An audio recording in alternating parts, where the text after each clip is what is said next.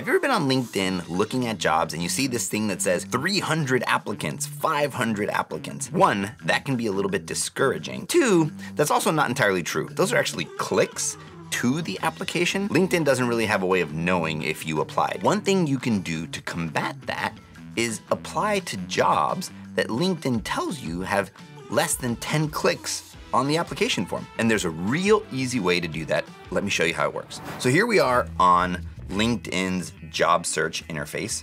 I like to go to linkedin.com/job/search. It's gonna default to whatever it thinks is right for me because I haven't entered anything. But even just with that, let's head over to all filters.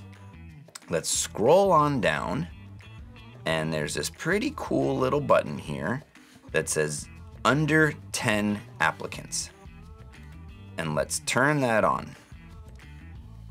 And so, wow, that's crazy. It took us to 6 million. Still a lot of jobs with under 10 applicants. So that's cool. That's good to know that these aren't, jobs that have already had a ton of people apply to them.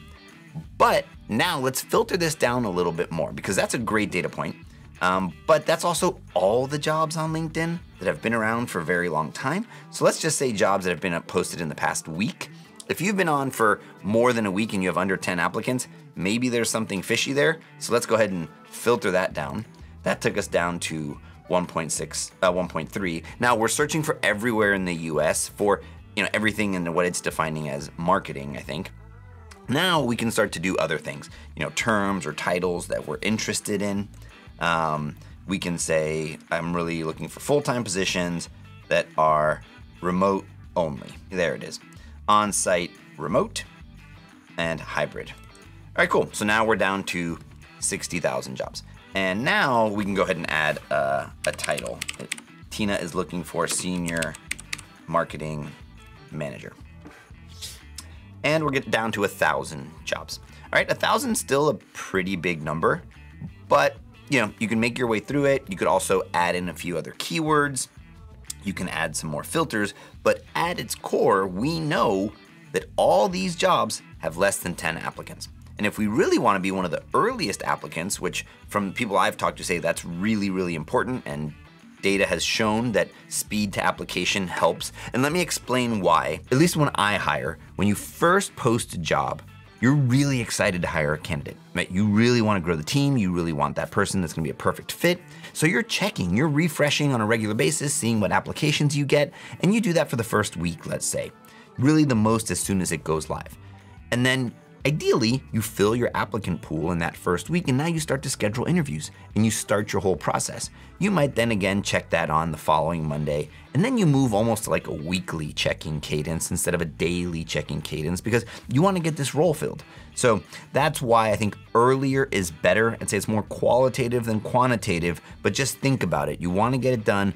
The pipeline fills up, so the later, the less likely.